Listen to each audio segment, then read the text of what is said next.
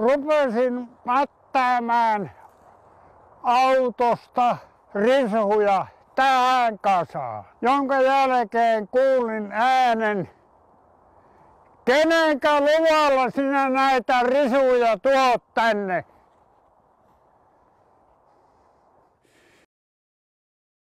No armeijan entiset työkaverit tuli ja sanoi, että Hirvonen, etkö sä saanut tarpeeksi hommista? Vielä yöllä runkkaat.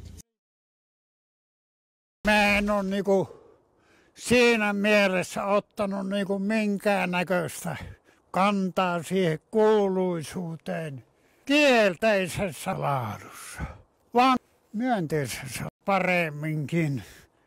Monethan on sanonut, että kun et olisi vienyt niitä risuja sinne, niin ei olisi näin käynyt.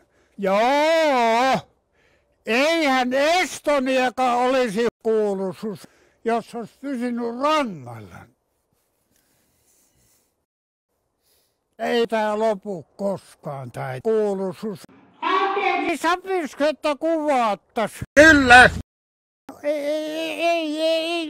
Sama Jorma Veikko Tapani Hirvonen, entinen Kapiainen.